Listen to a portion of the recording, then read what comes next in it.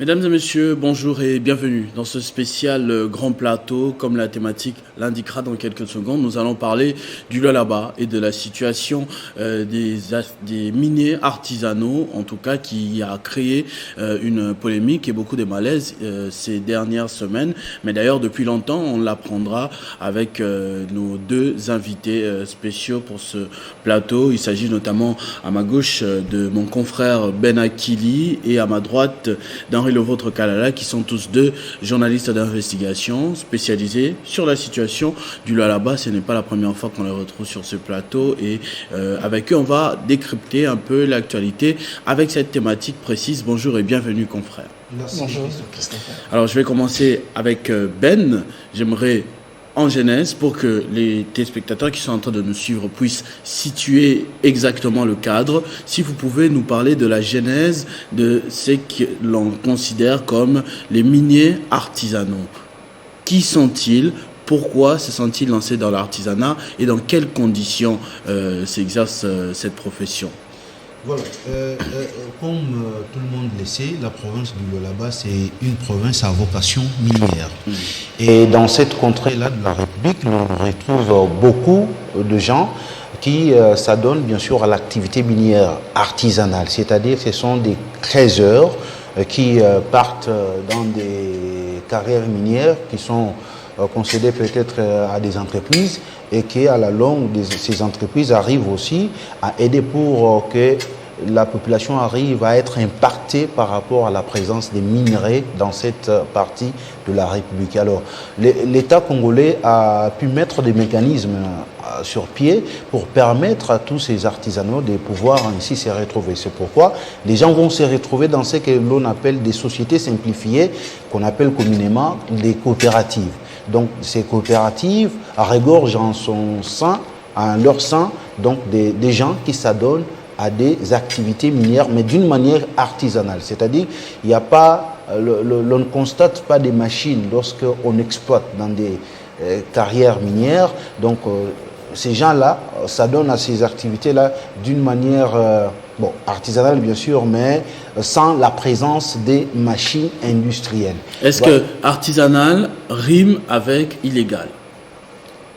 Artisanal ne rime pas avec illégal, mais ce que nous sommes en train de vivre actuellement dans la province du Lualaba, c'est vraiment des l'ignominie, parce qu'il y a un groupe de gens qui vient pour s'accaparer de tout. Et aujourd'hui, les enfants du Lualaba sont en train de pleurnicher parce que la plupart ne se retrouvent pas. Surtout qu'il y a plus de, je vais dire, des 18 000 créateurs dans cette province-là qui vivent du jour au lendemain grâce aux activités minières artisanales. Mais aujourd'hui, lorsqu'il y a un groupe de gens, un groupe d'individus qui cherchent bien sûr à s'accaparer de tout, allez-y comprendre quelque chose. Ce n'est pas pour rien que du jour au lendemain, nous enregistrons des mécontentements dans les chefs de la population lualabaise. On va l'évoquer dans cette émission.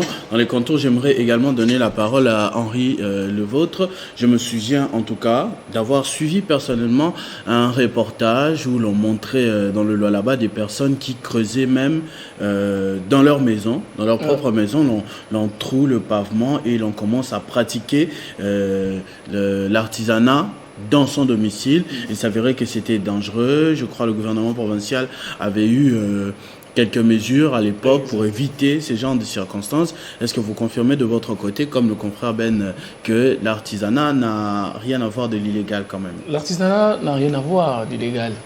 Cette situation ou ce reportage que vous avez suivi, ça s'est passé à Kassulo. Kassulo, c'est un quartier où les gens vivaient normalement.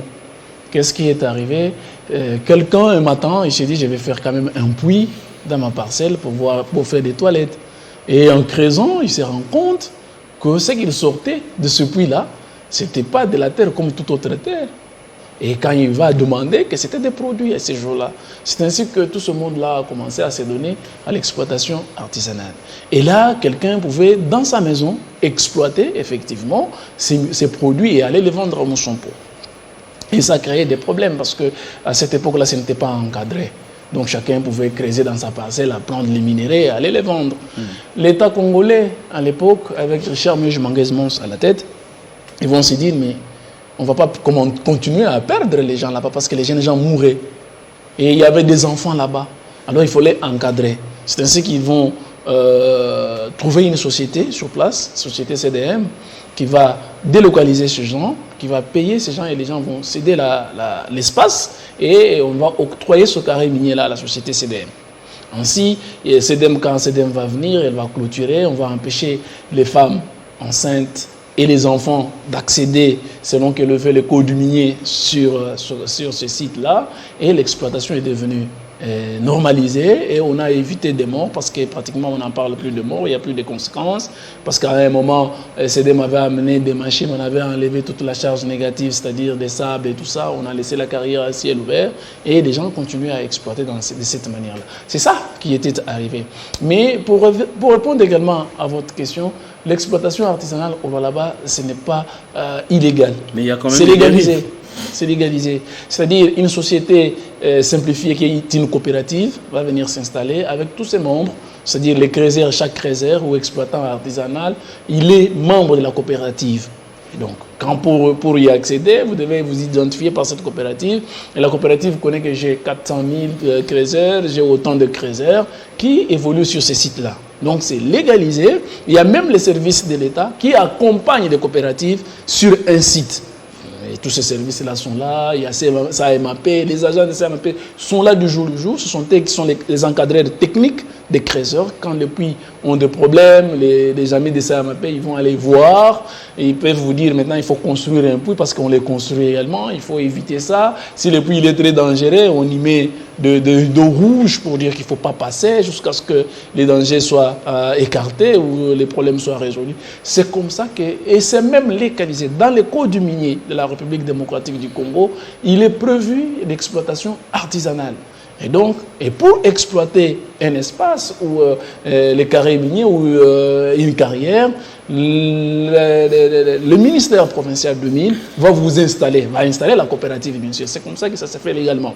C'est-à-dire, vous venez avec votre coopérative, vous la présentez auprès du ministre, après avoir fait les démarches possibles au niveau des SAEMAP qui va vous donner l'avis favorable, et puis on va aller faire les études du milieu, on va vous dire, bien, monsieur, les amis des coopératives, allez-y exploiter cette carrière-là. Et là, on va vous amener au ministère des tutelles, c'est-à-dire pour la province sont des ministres de mines, qui vont vous installer dans des carrières. Donc c'est comme ça que ça se passe. Pour répondre à cette question-là, il n'y a pas d'illégal d'avoir une exploitation artisanale. C'est même réglementé par les codes miniers. Alors pourtant, il y a des nouvelles qui nous sont arrivées de la province du Lualaba à Tenké et à Fungourmé où l'autorité provinciale, la vice-gouverneure, a effectué récemment un déplacement et il paraît que les choses ne se sont pas très bien passées pour éviter de raconter la situation à peu près. Vous qui êtes spécialisé sur la question et qui avait des sources plus correctes, est-ce que vous pouvez nous raconter exactement ce qui s'est passé lors de ce déplacement de l'autorité provinciale? Voilà, Christopher, ce qu'il y a eu dans cette partie-là.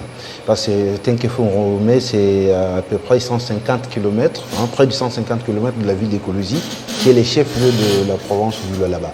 Alors, il y a une entreprise là-bas minière, une grande entreprise d'ailleurs, qui est TFM, Tenké-Fungourmé Mining, qui a, comme le dit les codes miniers, lorsqu'une société exploite dans une contrée de la République, vous devrez donc impacter cette contrée-là avec des actions sociales. Donc c'est comme ça que Tenké a pu y faire poser des actes à caractère social. On a invité l'autorité provinciale pour qu'on arrive à lui remettre tout ce que la société a eu à construire. Madame, quand elle est arrivée, c'est vrai, comme c'est dans sa juridiction, il devrait quand même tenir un discours, mais dans ses propos, il y a eu des mots qui n'ont pas plu aux habitants de cette contrée-là. Madame leur demandait bien sûr de ne pas accéder d'une manière illicite dans la concession de l'entreprise en question. Le chef de l'État n'aime pas ceci, il faut travailler dans la transparence. Alors, les habitants de Tenké ont considéré ça comme étant des insultes à leur regard parce que et n'étant pas des voleurs, mais comment l'autorité peut venir nous taxer des voleurs? Nous ne sommes pas là pour accéder d'une manière illégale dans la concession Tenke Fongobe, parce que depuis, je crois, 2017, il y avait une opération, 2019 ou 2018, juste après l'accession de Félix au pouvoir, il y a une opération à l'époque, je pourrais les citer, avec à la tête John Numbi, le général John Numbi, qui avait fait cette opération-là pour délocaliser tous les trésors clandestins alors, parce qu'il y avait un drame dans la concession au KCC où on a perdu beaucoup de gens qui s'étaient infiltrés d'une manière clandestine pour exploiter ou prendre les minerais de l'entreprise KCC. Voilà que l'État congolais a pu mettre en place certains mécanismes pour que les concessions appartenant aux entreprises minières ne soient plus attaquées. Mais quand Madame a tenu ses discours, alors la population de cette contrée-là a dû voir, en tout cas, de la mauvaise foi de la part de celle que l'on considère comme étant maire, qui est appelé, censé de bien gérer la province du Lualaba. Voilà qu'après le départ de Madame le vice-gouverneur, son cortège a été caillassé. Et nous nous sommes demandé, mais pourquoi la population peut arriver? C'est vrai, nous pouvons condamner, nous condamnons toute violence, qu'elle soit commise par n'importe qui, mais nous condamnons. Mais pourquoi la population est arrivée à commettre ce genre de bavures? C'est parce que Madame a eu à tenir des discours que l'on peut appeler ici discours, toi, passez-moi les termes, je ne dis pas que Madame est discourtoise, mais ces discours-là n'étaient pas bien digérés par la population de Tenke. Alors, il y a eu des véhicules qui ont été caillassés. Mais notre étonnement, c'est de voir lorsque les communicateurs de Madame Fifi passent sur des plateaux de télévision, mais ils y passent toujours avec des mensonges. Il faut décrire l'événement tel qu'il a été organisé sur terrain. Mais pourquoi l'on cache ces côtés-là, qu'il y a eu des troubles au niveau de Tenke Fongorome? Mais on nous présente seulement que ce madame qui a pu faire cela, qui a dû aider à ce que l'entreprise TFM puisse poser des actes à caractère social. Mais non, cette histoire-là, ce n'est pas dû aux efforts personnels de Madame Fifi Masuka.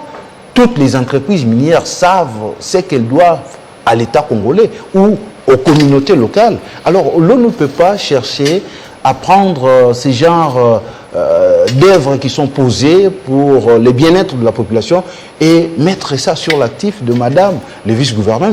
Il y a plusieurs autorités qui concourent à ce que les entreprises arrivent à réaliser des œuvres qui touchent, qui impactent socialement la population locale. Henri Le Vôtre, c'est que Ben présente comme la population frustrée.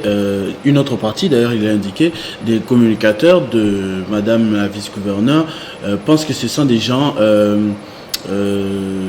qui ont été mandatés comme ça, qui ont été payés notamment par les ennemis de la province, par ceux qui autrefois pillaient la province, j'ai cru suivre ça dans une émission, pour créer du désordre et voilà, sortir des versions comme ça. Est-ce que Mme Fifi Masuka Sayuni, qui est notre maire et gouverneur d'intérim de la province du Lualaba, est la première autorité à être dans cette partie?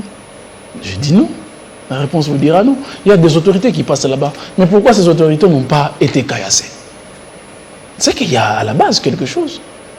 Donc, je voudrais revenir à quelque chose. Quand une société s'implante, il y a un contrat entre la société et la communauté. C'est-à-dire, vous venez exploiter les minerais chez nous, eh bien, au retour, parce que vous êtes impacté par le travail que je fais, je vais vous construire les écoles, je vais vous construire des routes. C'est ça qu'on appelle cahier des charges. Et le ministre provincial et son ministère dans la province du Lualaba ont fait en sorte, c'est une première pour la République, que plusieurs sociétés dans cette partie de la province, dans cette partie du pays, signent des cahiers des charges. C'est une première. Ça, vous pouvez le vérifier dans les archives du pays. Déjà, 21 cahiers des charges ont été signés au Lualaba par l'implication du ministre provincial des Mines. Je ne suis pas son avocat, mais néanmoins, ça s'est déjà fait. Et ça a été même intégré plusieurs recommandations qui sont dans les codes miniers aujourd'hui révisées. Ça vient du Lualaba, parce qu'un travail a été fait là-bas. Alors, quand il y a ce cahier des charges qui est signé entre la société et la population, la société va vous construire des routes. La société va vous construire des écoles. Des hôpitaux. Elle va vous construire des hôpitaux. Mais comment on ne va pas remettre à toute la communauté, on va appeler les responsables, les numéros 1. Nous avons terminé à vous construire cette route, nous vous remettons l'ouvrage. C'est ce qu'il y a eu à Tengue. L'ouvrage a été remis à l'autorité, qui était Mme Fifi Masuka Sayini pour le moment, parce que son titulaire est empêché. Et il est encore en Afrique du Sud, en attendant peut-être son retour. Eh bien, quand Mme Fifi est allée, elle a tenu quand même un discours. Les confrères l'ont relevé. Mais la population de Tengue Fungurume a pensé que dans ce qu'on a dit, il y a eu un peu d'insulte. C'est ainsi que cette population s'est dit non, là on n'est pas volé. Ces gens, ils viennent et nous trouvent chez nous, c'est quand même notre sol. On ne doit pas nous demander, nous, d'être volés de notre propre milieu. C'est ça qu'il y a eu. Et la population n'a pas digéré. Quand vous êtes dans les milieux publics, vous avez adapté un discours. C'est cela la politique. Quand je suis devant Christopher, je sais quel discours tenir. Quand je suis devant les Crézeurs, je sais quel discours tenir. Le choix de mots de madame n'a pas enchanté. C'est ainsi qu'au retour de son cortège, ce cortège a essuyé des pierres. Et je ne le confirme pas, mais j'aurais même appris qu'il y a eu des morts ce jour-là. Mais il faudrait encore poser des questions pour savoir combien de morts. On évoque aussi cet aspect. Félix Tshisekedi, parce qu'on le sait, Madame la vice-gouverneure est une fervente défenseur du président de la République, et le fait qu'il ait évoqué le président de la République de l'autre côté aurait un peu fâché la population. Non, mais il ne faut pas dire que c'est parce qu'on cite Félix Tshisekedi que les gens se mettent en colère. On ne doit pas nous tromper comme ça du jour au lendemain. Citer le président de la République dans un discours, les gens vont s'énerver. Pourquoi? Il est le président de la République pour toute la République et pour tous les citoyens. Quand Félix Tshisekedi a eu le pouvoir, c'est dans cette partie du pays qu'on a beaucoup plus fêté. On ne peut pas citer Félix et les gens se mettent en colère. Non. Il y a eu les choix de mots dans ce discours qui n'ont pas enchanté. C'est ça qu'il y a eu. Ce n'est pas parce qu'on a cité Félix. Non, le Félix, il est le président de tout le monde. Il ne faut pas prendre nos échecs, nos manquements et les mettre sur les dos de Félix. Ce serait ce jeu de la personne du chef de l'État. Le chef de l'État, c'est quand même une personne. C'est une institution. Vous ne pouvez pas commettre des gaffes et quand vous ne savez pas les gérer, vous dites c'est parce que j'ai cité le chef de l'État. Quand même. Non. Mais attention, à Tengue Fungurume, j'ai vu les images. J'ai suivi l'émission ici, à Télé 50. On va nous montrer les images qui n'ont pas été tournées ou qui n'ont pas été financées par la province et pour dire que c'est la province qui a financé. Non. Tengue Fungurume Mining, c'est une très grande société minière qui s'adonne à l'exploitation industrielle, qui a signé un cahier des charges. Christopher, quand moi j'ai bâti ma maison et je vous demande de venir inaugurer, ce n'est pas vous, c'est ma maison. C'est ça qui a eu. Il ne faut pas s'approprier, il faut avoir un peu de l'honnêteté. Parce que nous sommes journalistes, quand nous allons présenter les faits, nous devons avoir ça. On ne doit pas toujours communiquer chaque jour, jour le jour, sur base des mensonges. Donc ce qui a été fait à Tengue Fungurume, c'était juste la remise de l'ouvrage à l'autorité provinciale, qui est Mme Fifi Masuka Sayini, par la société Tengue Fungurume. J'aimerais aussi avoir l'avis de Ben au sujet de la politique, de ce côté politique où l'on évoque Félix Tshisekedi qui énerverait la population des Tengue, la population de Fungurume et consorts. C'est parce que l'on a cité le nom du président de la République que l'on aurait voulu s'en prendre à Madame la vice-gouverneure. Christopher, vous savez, on ne cessera de le dire que si la situation du là-bas demeurait ainsi, Tshisekedi ne ferait pas bonne presse dans cette partie du pays. Pourquoi nous le disons? Parce que Madame Masuka, ça il faut le dire, on n'a pas le temps de se voiler la face. En tout cas, le poids de la province pèse sur elle. Et je crois qu'une personne, en tout cas sincère, elle doit simplement déclarer que je ne suis pas même de diriger la province. Parce que le Lolaba, c'est une grande province. Le Lolaba, c'est grand. Et il faut un rassembleur. Il faut un homme qui vient, une personne qui vient pour fédérer tout le monde. Alors, si nous demeurons, nous restons avec cette situation, c'est pour cela que lorsqu'on cite les noms de Félix, ça énerverait certaines personnes. Et tout ça, c'est sur base des mensonges. Lorsqu'on fait baser sa politique ou sa gestion sur base de la ruse et des mensonges, voilà le résultat que cette façon de diriger. Ne serait-ce infime que Madame la vice-gouverneure soit victime de son combat qu'elle mène pour faire réélire le président de la République. Non, je ne pense pas que Madame mène un combat pour faire élire le président de la République en 2023. Non. C'est que Madame s'est créé simplement beaucoup d'ennemis.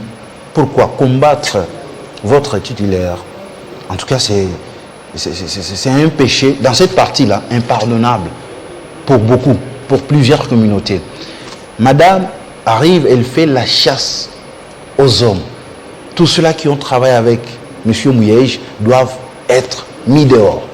Et elle se crée d'ennemis. Mais quand elle débarque quelque part, elle dit, c'est le chef de l'État qui m'a envoyé. J'ai reçu des instructions fermes du chef de l'État. Alors on pense que c'est le chef de l'État qui lui a demandé de... Non, mais c'est elle qui fait la mauvaise campagne du chef de l'État.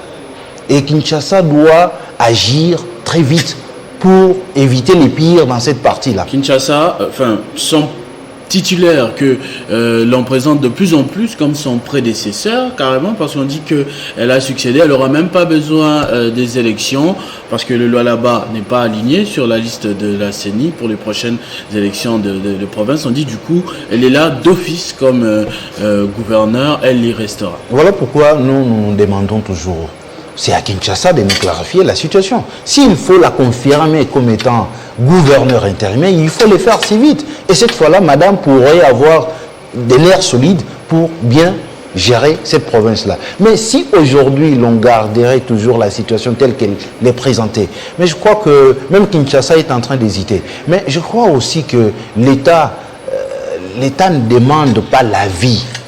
Lorsqu'on est chef, on doit agir. Et quand on est chef, on prend toujours des décisions qui sont impopulaires aux yeux des hommes aujourd'hui, mais qui vont être salvatrices pour des générations futures. On ne doit pas laisser, nous, on ne s'en prend pas, Madame Fifi, mais sa gestion, en tout cas, il n'y a que deux choses qui caractérisent sa gestion, la ruse et les mensonges. Et on ne doit pas gérer sur base de mensonges. Pourquoi on s'en prend à certains ministres provinciaux?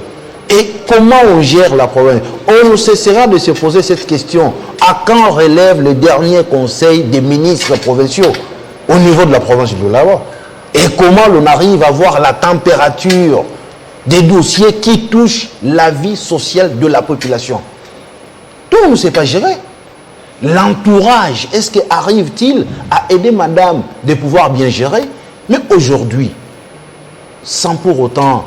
en tout cas, dire certains mots ici, Christopher, mais la population désire même que l'on arrive à placer à la tête du Lualaba, même quelqu'un qui n'a jamais géré.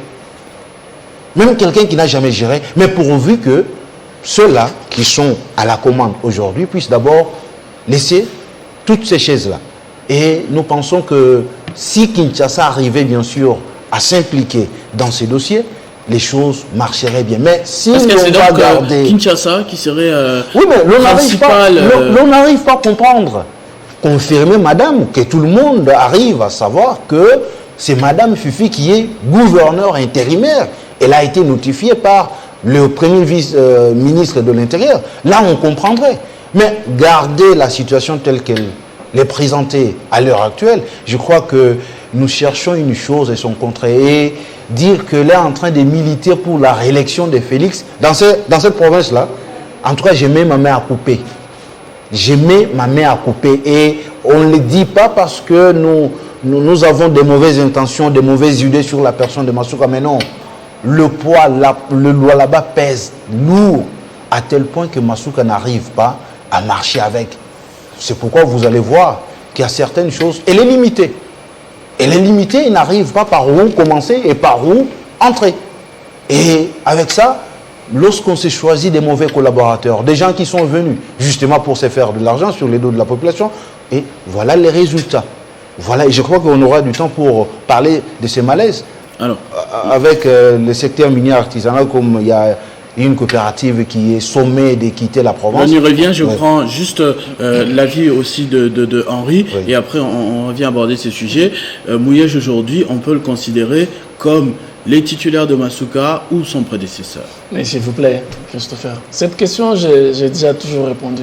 Parce que nous sommes pas depuis la dernière fois où l'on a retiré la garde, que l'on a coupé le salaire.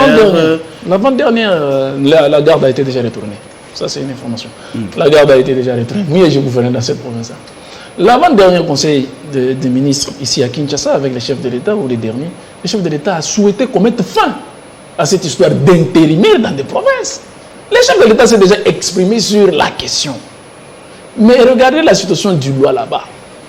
Au Lualaba, son gouverneur n'a pas été déchu, s'il vous plaît, jusqu'au jour d'aujourd'hui. Personne n'a déchu Mouyej. On déchoit un gouverneur par une motion, ou on déchoit tout son gouvernement. Et ça, rien de tel n'a été vécu au Lualaba. C'est tout simplement une situation politique qui peut prendre fin un jour. Je l'avais même dit ici, c'est juste par un clic. Une petite cliquette et puis c'est parti. Donc, la situation du Lualaba, c'est ainsi que vous avez même vu que quand l'on sort les listes pour l'organisation des élections de gouverneurs dans les différentes provinces, le Lualaba n'est pas concerné. Parce que le Lualaba a son gouverneur. Ça, je ne cesserai de le dire. Tant qu'il n'y a pas de disposition, annulant la situation, amenant Mouyej à la tête de cette province, il resterait toujours gouverneur de cette province, même à une seconde de la fin de leur mandat. Il est gouverneur. Mais je sais que la situation ne va pas perdurer. Attention, les gens croient que Félix Tshisekedi, on peut facilement les tromper. Je l'ai suivi une fois. Il dit que j'ai un don de découvrir les gens. Les gens pensent peut-être qu'ils sont en train de me tromper, je me laisse aller. Non, non. Les gens se trompent sur la personne du chef de l'État. Il sait voir tout le monde. La preuve est là.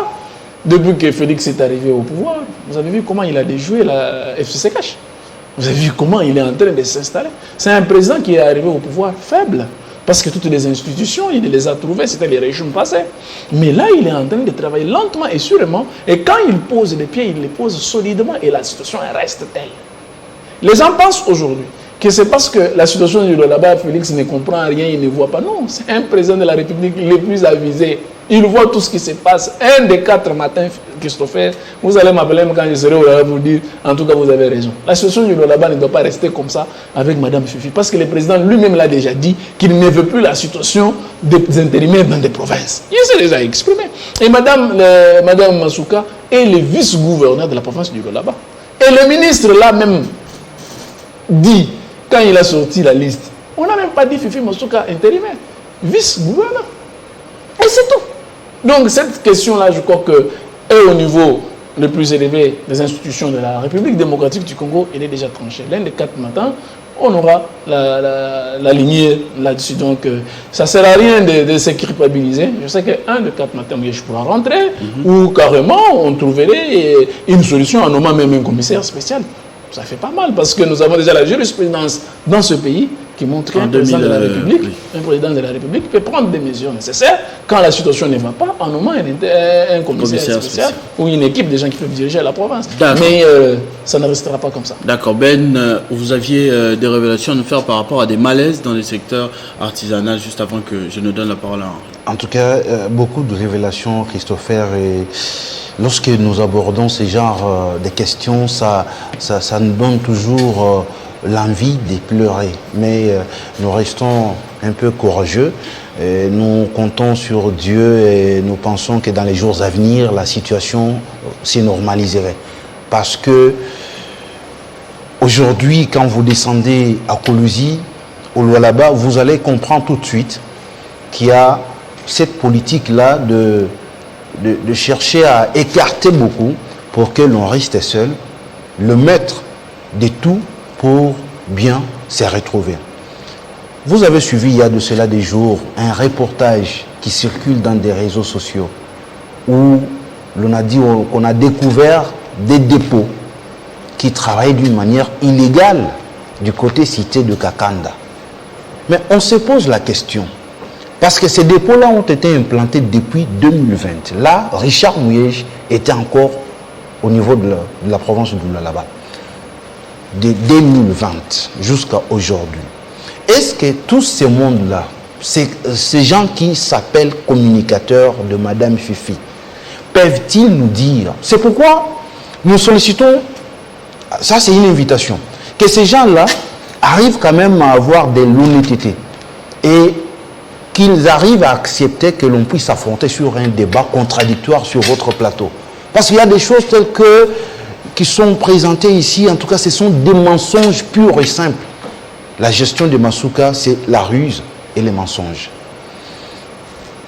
De 2020 jusqu'à aujourd'hui, Madame est arrivée à la tête de la province, pas arrivée, et a pris la commande vers décembre 2020.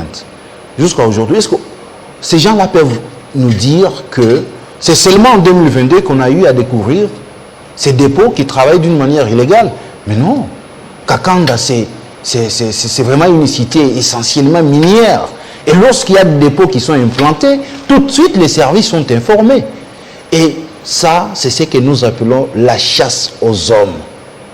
La chasse aux hommes. Ce que les gens n'ont pas voulu dire. Ces dépôts travaillent dans l'illégalité ou pas? Ces dépôts n'ont jamais travaillé dans l'illégalité. Et ces dépôts appartiennent à une coopérative qui se nomme GKN. Une coopérative qui appartient à Madame Joyce. Je vais en tout cas démontrer un peu les faits. Mon confrère Henri va aussi compléter. Nous sommes en 2020. Le vice-premier ministre de l'Intérieur, Gilbert Kankondé, arrive au Lualaba. Il s'entretient avec le gouverneur de Provence. Vous savez, les politiques ont toujours les soucis de pouvoir encadrer certains de leurs membres. On pose les problèmes à monsieur le gouverneur, Richard Miège, qu'il faut arriver bien sûr à aider. Il y a des associations ici, il faut les aider. Madame Joyce, qui arrive avec sa coopérative, c'est le gouverneur Richard Miège qui instruit au ministre provincial des Mines d'aller installer cette coopérative au niveau de la cité de Kakanda pour en tout cas amorcer ses activités. Et on impose, on exige à Madame Joyce de pouvoir suivre toute la procédure exigée par l'État congolais, c'est-à-dire avoir l'avis favorable du service AMAP, avoir l'avis technique d'encadrement de creuseurs, et c'est ce que la coopérative a eu à faire. Nous avons des documents, on va vous les présenter. Mais qu'est-ce qui arrive lorsqu'on implante cette coopérative au niveau de Kakanda? Les dépôts sont là, Miège part en Afrique du Sud, rappelez d'abord à Kinshasa et puis Afrique du Sud pour raison des maladies. Quand Madame Masuka reste, comme on veut toujours se retrouver seul dans ce que les autres font, Madame commence à convoiter la dame en question, la pauvre Joyce. Et quand on arrive là-bas, qu'est-ce qui est fait? On demande à ce que Madame puisse quitter les lieux ou travailler avec certains collaborateurs de Madame Masuka. Mais la dame dit, mais jamais. Et puis pire encore, on va dire à Madame Joyce que le président Kabound, j'étais à Kinshasa, le président Kabound m'a dit ceci. Il faut travailler avec, on lui a présenté un député national ou provincial, on ne sait pas. Un député. On c'est qui? Qui présente? Qui dit? L'équipe de Madame Masuka, qui a invité Madame Joyce pour lui présenter. Vous avez des témoignages, des documents, c'est vraiment... Non, non, pas... Ça, ce sont des faits vrais. Non, nous, on ne vient pas ici, Christophe, pour raconter n'importe quoi. Nous, on n'est pas... Mais je vous dis, quand Madame Joyce s'appelle Monsieur Kabound, Kabound va lui dire, mais non, au contraire, ce sont ces gens-là qui sont venus ici à Kinshasa pour me dire, vous recevez 300 000 $ le mois pour ces dépôts-là. Quand je dis que c'est une gestion qui est basée sur la ruse et les mensonges, vous allez comprendre quelque chose maintenant. Et par après, avec ce qu'il y a eu de Kabound, Kabound est parti, tout ce qu'on veut faire voir au chef de l'État, c'est que on veut en finir avec Kabound, on veut présenter au chef de l'État que Kabound avait des dépôts, des minerais au niveau de la province du Lualaba. Or, c'est faux. Et cette situation sera déchantée et les gens vont se retrouver dans la rue. Parce que ce que les reporters n'ont pas pu dire également dans ce reportage, c'est de présenter à l'opinion nationale que la Comibacat, au jour d'aujourd'hui, la coopérative qui appartient à Madame Masuka, a près de 250 dépôts sur l'ensemble de la ville, sur l'ensemble de la province. 250 dépôts.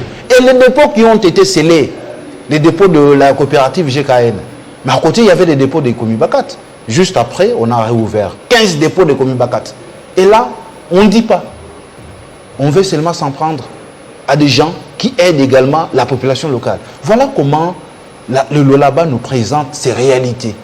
On se croirait dans une série des 24 chronos où il y a le seul maître comme Jack Bauer. Voilà qu'au Lualaba, nous avons une certaine Jack Bauer et qui cherche à mettre tout le monde mal à l'aise afin que le chef de l'État dise « j'ai quelqu'un au Lualaba qui va m'aider ». Mais non, les gens se détrompent. Henri. Christopher, cette situation qui est arrivée à Kakanda est tout simplement déplorable. Nous, en tant que journalistes, avant de faire un reportage, nous devons nous renseigner. Nous devons nous renseigner. Ce n'est pas parce qu'on doit avoir les frais d'émission ou on doit avoir une petite somme d'argent pour aller à Kakanda et dire des mensonges. Parce que quand un journaliste signe un reportage, c'est de la responsabilité de ce journaliste-là. On a dit que cette coopérative qui fonctionne à Kakanda est illégale. Mais vous-même, vous appelez ça coopérative. C'est qu'elle existe d'ailleurs, pour commencer. C'est que cette coopérative existe. Quand vous parlez une coopérative existe, travaille illégalement, ça veut dire qu'au départ, vous reconnaissez vous-même quand même qu'il y a cette coopérative. Mais quand vous dites illégalement, c'est-à-dire quoi? Parce que j'ai avec moi les documents de SAEMAP. Ça s'appelle tout simplement fiche de demande de travaux techniques. C'est-à-dire, quand vous voulez implanter votre coopérative sur un terrain, si c'est dans une exploitation artisanale, vous devez avoir cette fiche-là. Vous demandez à SAEMAP, je vous l'ai dit tout au début de cette émission, SAEMAP descend, envoie une équipe qui va faire l'étude du minier, et puis après, on va vous donner ce qu'on appelle l'avis favorable. Et la coopérative GNK a l'avis favorable, je vais vous laisser ça. L'avis favorable est déjà là. L'avis technique a même été déjà livré. C'est-à-dire cette coopérative fonctionne normalement. Je reviens, j'ai la photo ici de Madame Joyce avec Madame la gouverneur de la province du Lualaba, Fifi Masuka Sayuni, et son équipe.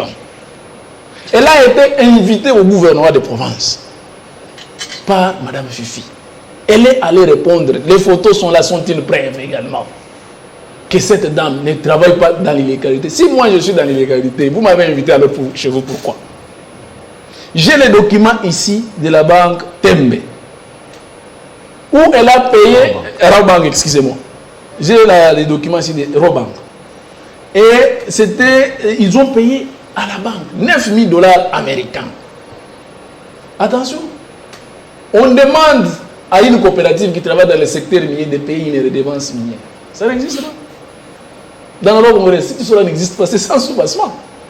Une coopérative qui fonctionne dans l'artisanat n'a pas droit à payer la redevance minière. Mais on a demandé à chaque dépôt de cette dame, de Mme Joyce, à Kakanda, de payer $7,500 américains comme redevance minière.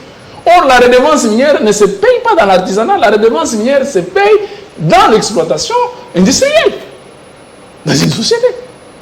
Mais quand vous demandez à une coopérative, j'ai le document avec moi, de payer $7,500 par dépôt comme redevance minière, on se moque de qui? On rançonne qui? Et cette dame a refusé. J'ai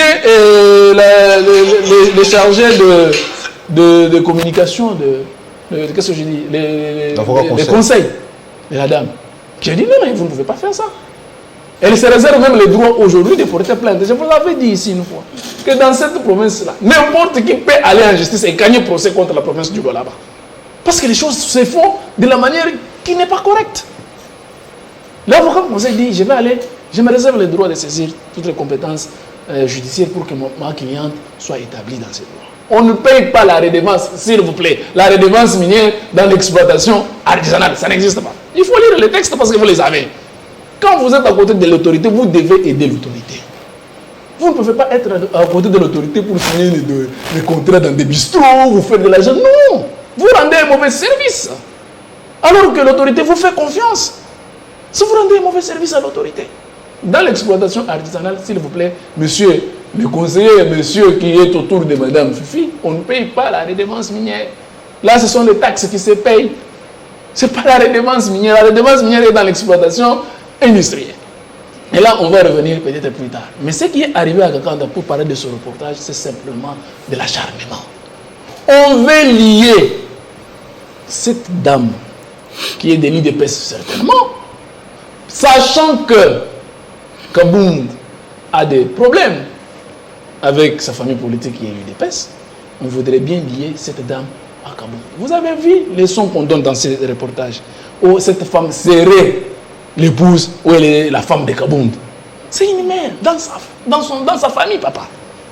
Quand vous faites passer des propos comme ça dans un reportage, vous exposez la personne. Vous exposez la personne, vous risquez d'abîmer son mariage.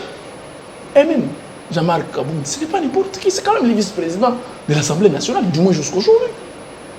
Quand vous parlez de lui faiblement, facilement, simplement, avec toute négligence, dans un reportage comme ça, et vous dites que cette dame-là, c'est sa femme, vous laissez passer un propos comme ça, Jean-Marc a une famille. Qu'est-ce que vous créez dans sa famille à lui? On ne peut pas faire des choses comme ça, s'il vous plaît, en tant que journaliste. Est-ce que c'était important que ce soit quelqu'un d'autre qui dit que c'est parce que c'est sa femme, de faire passer ça dans un reportage? C'était quoi l'intérêt? Parce que les journalistes doivent se poser cette question. C'est quoi l'intérêt quand je fais passer ce propos? Et aujourd'hui, ça ne veut pas amener seulement le problème dans la famille de cette femme ou dans la famille de Jean-Marc Kabound. Pourquoi vous voulez de toutes les façons lier tout ce qui se passe aujourd'hui à Kabound? Mais c'est vous hier qui l'avez donné des dépôts, non? Kabound, s'il a des dépôts dans cette province-là, qui l'a donné des dépôts? Parce que le ministre des Mines, dont on parle aujourd'hui dans ce reportage, est déjà mis de côté. C'est le cabinet autour de Mme Fifi qui décide de tout. N'avons-nous pas vu l'assistant principal de Mme le vice-gouverneur signer des contrats d'exploitation artisanale dans des bistrots? Ça veut dire que même le ministre n'est pas concerné, même pas associé dans cette histoire. Moi, je demande ici, s'il vous plaît, cher communicateur de Mme Fifi, si vous voulez que nous, on les paye, si vous voulez que nous, on paye ces débats contradictoires, nous allons les payer.